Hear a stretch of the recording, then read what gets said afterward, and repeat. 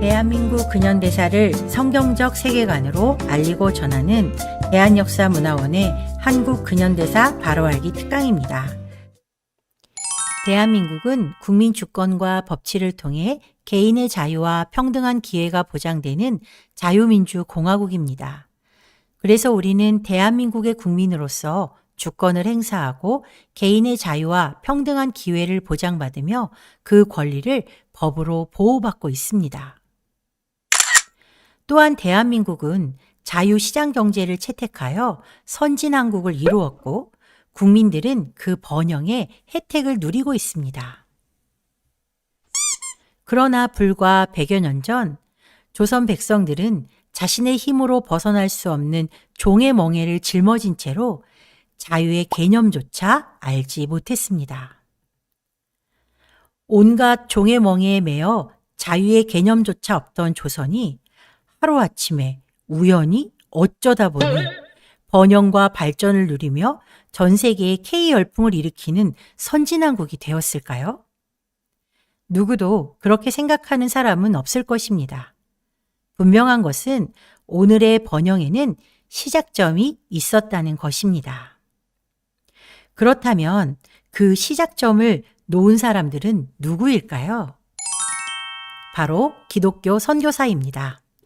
1832년 7월 25일 귀칠라프 선교사를 시작으로 1945년 해방 전까지 1529명의 선교사가 이 땅에 달려와 그 위대한 역사의 문을 열었습니다. 선교사들은 조선을 자유케 하라는 하나님의 명령에 따라 암흑의 땅 조선의 굳게 닫힌 문의 빗장을 열고 조선으로 들어왔습니다. 드디어 어둠 속에서 고통받는 조선 백성들에게 자유를 주기 위한 놀라운 여정이 시작된 것입니다. 이름하여 조선 탈출 프로젝트입니다. 1884년이 거의 다 저물어갈 즈음 조선은 한바탕 큰 혼란을 겪었습니다. 바로 갑신정변입니다. 갑신정변은 청나라에 빼앗긴 주권을 되찾고 민씨 세력을 척결하여 개혁을 꿈꾸었던 개화파들에 의해 일어난 난이었습니다.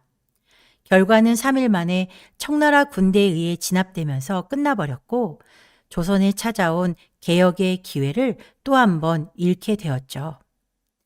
조선은 이제 더 빠른 속도로 망국의 길로 걸어가고 있었습니다. 그런 혼란 가운데 조선은 새해를 맞이했습니다. 1885년 4월 5일 새벽 인천 제물포항에 2명의 선교사가 도착했습니다. 그들은 아펜젤러와 언더우드 선교사였습니다. 이들은 조선에 온 첫 번째 정착 선교사였는데요. 정착 선교사란 오랜 시간 그곳에 머물며 사역을 지속하는 이들을 말합니다. 한마디로 조선에 뼈를 묻을 각오를 하고 온 사람들이죠.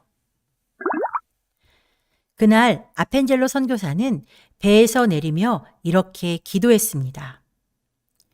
우리는 부활절 아침에 이곳에 왔습니다. 그날 사망의 권세를 이기신 주께서 이 백성을 얽어맨 결박을 끊으사 하나님의 자녀로서의 자유와 빛을 주시옵소서. 선교사들이 이 땅을 밟은 목적이 바로 이것입니다. 자유입니다. 조선 백성을 단단히 묶고 있는 결박을 끊고 자유를 얻게 하는 것. 그래서 그들은 사랑하는 가족을 떠나 낯설고 불편하고 심지어 죽음까지 각오해야 하는 조선으로 온 것입니다. 선교사들이 전하는 복음의 핵심은 바로 자유입니다. 자유는 다른 말로 표현하자면 구원이라고 말할 수 있습니다. 구원이란 어떤 위험한 상황에서 구출되거나 속박에서 해방된다는 뜻이죠. 선교사들은 조선 백성에게 어두움에서 벗어날 방법, 그 놀라운 방법을 전해주러 온 것입니다. 그렇다면 무엇으로부터의 자유를 선포한 것일까요?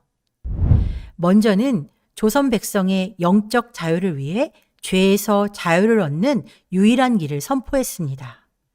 그리고 조선 백성을 묶고 있는 각종 억압으로부터의 자유를 선포했습니다.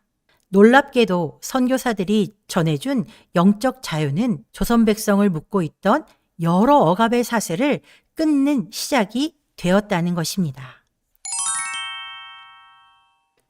이 시간에는 기독교 선교사들의 가장 중요한 사역, 교회를 통해 조선에 선포된 자유에 대해 이야기해 보겠습니다. 교회 이야기를 하면 예수님을 믿지 않는 사람들은 내가 왜 그 이야기를 들어야 하지? 라고 생각할 수 있습니다. 하지만 교회가 조선 백성에게 천지개벽을 일으킬 큰 영향을 끼쳤다는 것을 알아야 합니다. 지금부터 선교사들이 전한 복음이 조선 백성의 삶에 얼마나 놀라운 변화를 주었는지 살펴보겠습니다. 먼저 한국교회의 시작이 언제였는지 그것은 알고 가야겠죠. 조선에 세워진 최초의 교회는 현재 서울 광화문에 있는 세문안교회입니다. 세문안교회는 조선 최초의 교회이자 조선 최초의 장로교회입니다. 1887년 9월 27일 미국 북장로교회 소속 선교사인 언더우드 선교사에 의해 세워진 교회가 바로 세문안교회죠.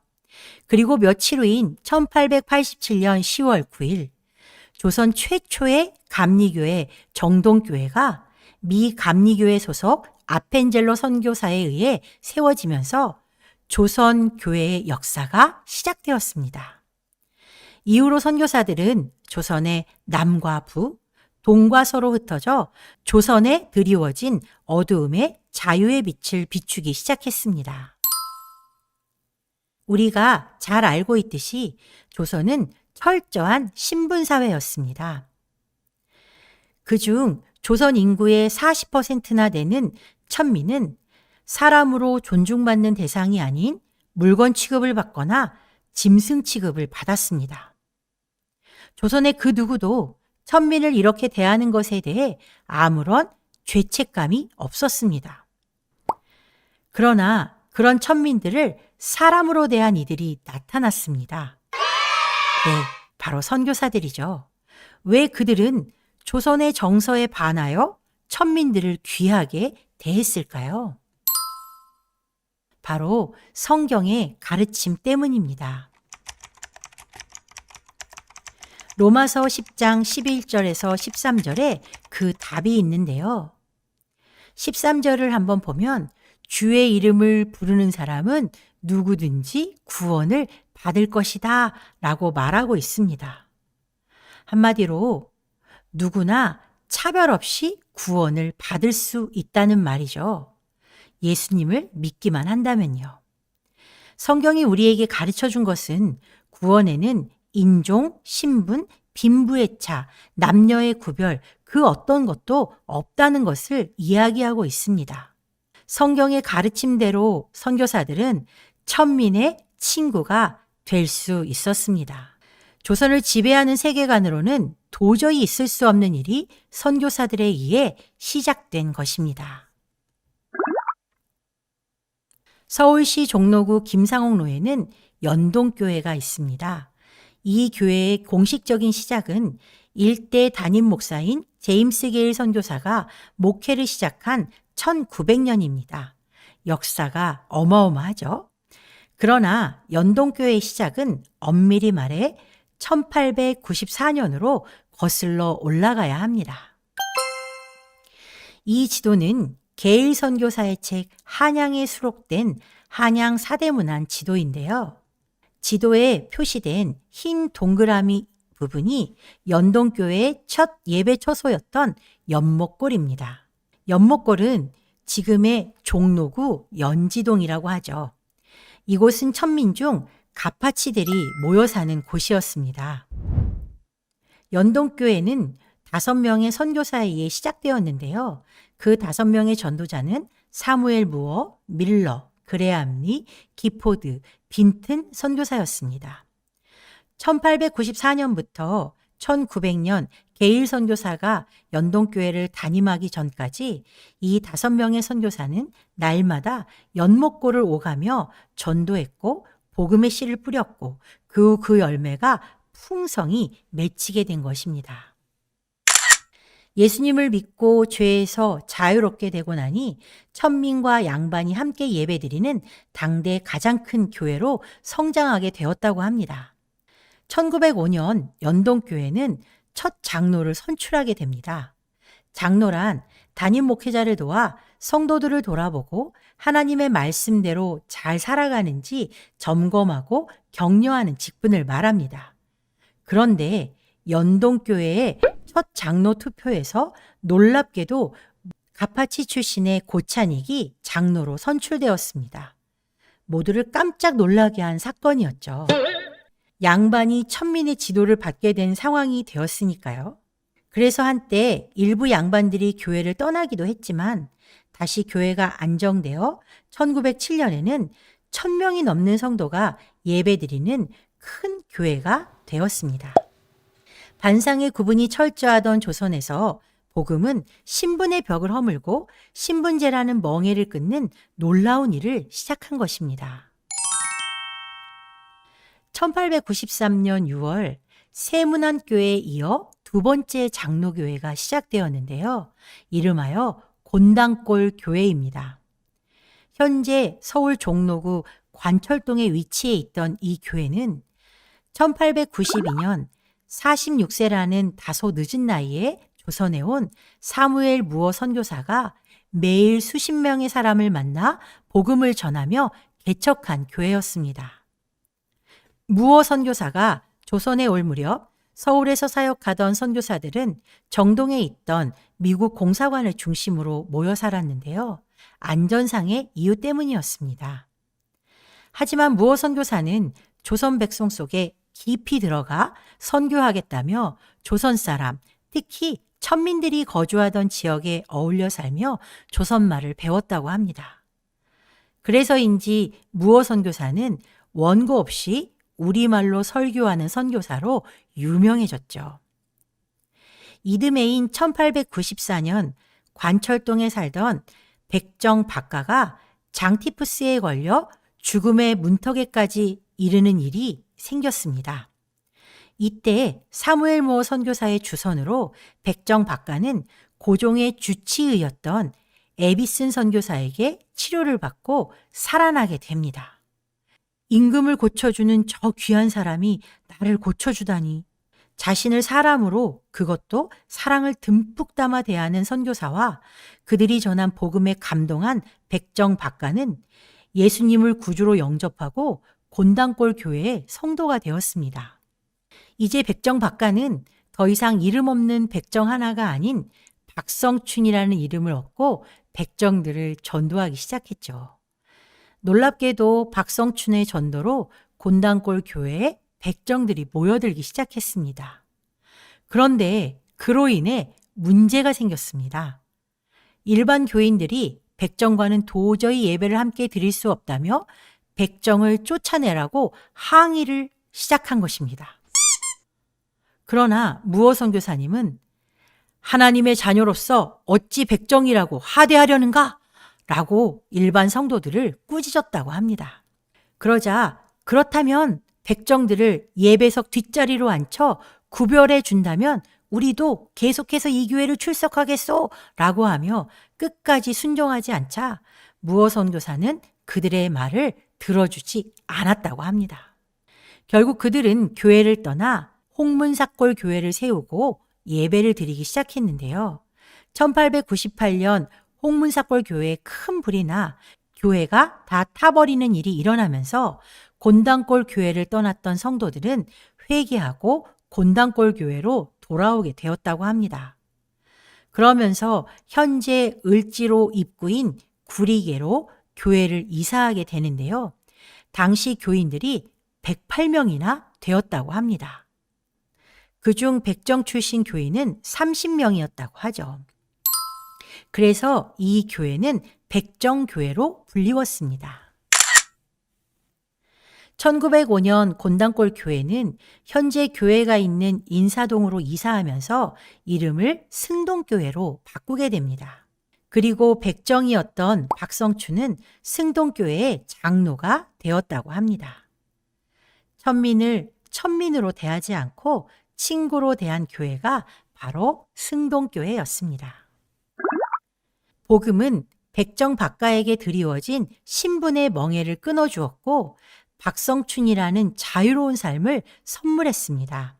자유인 박성춘은 평민과 양반들 앞에서 당당하게 연설하는 만민공동회의 연사가 되었습니다. 백정이 사람들 앞에서 당당하게 자신의 주장하는 바를 연설한다는 것은 당시 조선의 상황으로는 천지가 개벽할 일이었다는 것을 우리가 알아야 합니다. 이것이 바로 기독교가 외치는 복음의 핵심 자유입니다. 전북 김제 금산면에 위치한 금산교회는 1905년 미국 남장로교회 파송을 받아 조선 호남 지역에 선교 사역을 한 테이트 선교사가 개척한 교회입니다. 이 교회는 기역자 교회로 유명한 교회인데요. 조선 선교 초기 교회들은 금산교회와 같은 기역자 모양이 많았습니다. 그 이유는 남녀가 유별하다는 조선의 세계관을 배려하여 탄생한 건축 구조 때문입니다. 목사님이 기역자 부분의 모퉁이에 서고 남녀 성도를 분리하여 한쪽은 남자 성도, 한쪽은 여자 성도들이 앉아 예배를 드릴 수 있도록 한 것이죠. 금산교회는 아주 특별한 두 사람이 있었는데요. 이자익과 조덕삼이었습니다.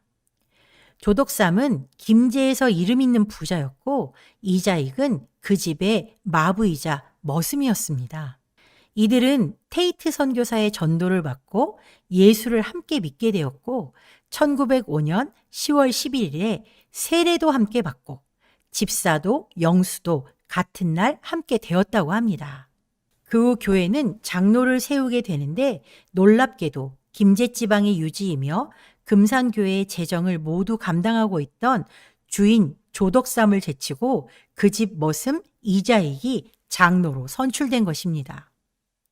교인들은 몹시 난감해했지만 조덕삼은 교회의 결정을 하나님의 뜻으로 받아들이고 교인들 앞에 나아가서 나는 하나님의 뜻을 겸허히 받아들여 이자익 장로를 잘 받들고 교회를 더욱 잘 섬기겠습니다. 라고 선언했다고 합니다. 후에 조덕삼도 금산교회 2대 장로가 되었고 자신의 집 마부였던 이자익을 평양에 있는 장로의 신학교에 보내 공부를 하게 했습니다. 물론 장학금까지 주면서 말이죠. 더구나 이자익이 신학을 마치고 목사가 된 후 금산교회에 담임 목회자로 청빙하여 함께 교회를 섬겼다고 합니다. 교회가 세워지는 곳마다 이런 일이 일어나는 이유는 교회가 기독교인들끼리의 친목단체가 아니라 자유를 선포하는 곳이기 때문에 가능한 일이었습니다. 복음을 통해 자유가 선포된 곳곳에서 조선 백성들의 어깨를 짓누르던 종의 멍에들이 하나둘씩 벗겨지기 시작했습니다. 예수를 믿게 된 양반들은 노비들이 자신과 같은 사람이라는 것을 깨닫고 그들을 속량하고 나아가 자녀로 대하기 시작했습니다. 그리스도 신문이라고 하는 이 신문에 보면 순안에 살고 있는 박인시라는 사람은 그 종을 속량하고 딸로 삼았다라고 말하고 있죠. 또한 평양에 살고 있는 이 씨는 예수님을 믿기 전에 큰 돈을 주고 샀던 종을 속량하여 주었다는 이야기 또한 이 신문에 기록하고 있습니다. 모두 다 예수님을 영접하고 난 이후에 일어난 놀라운 변화들이죠. 그리스도 신문의 기사 하나를 더 보겠습니다. 임신근이라는 사람에게 아들과 딸이 있는데요. 지금 이 두 부부는 아들과 딸의 결혼 문제를 의논하고 있는 중입니다. 그러던 중 부인이 먼저 예수님을 믿게 되고 남편도 예수님을 믿는 놀라운 사건이 일어나죠. 두 부부가 몇 주의 주의를 지키고 나서 그들이 나눈 대화의 내용이 이 신문에 기록되어 있는 것입니다. 조혼, 매매혼, 보쌈이 당연하여 여성들의 권리가 없던 조선에 복음이 전해지자 내 딸과 며느리는 짐승이 아니요 사고 파는 물건도 아니라 소중한 존재라는 것을 깨닫게 된 것입니다. 예수님을 믿고 이름도 없던 여인들은 이름을 가지게 되고 복음은 그녀들에게 진정한 자유를 선물해 주었는데요. 김세지라는 부인도 바로 그 중에 하나였습니다. 오랫동안 이름이 없이 살다가 세례를 받고 나서 그녀에게 이름이 생겼고, 그래서 그녀의 고백은 조선 여자의 해방은 우리 그리스도로부터 시작되었다고 말하고 있습니다. 김세지 부인은 조선의 가혹한 결혼제도의 피해자 중 하나였는데요.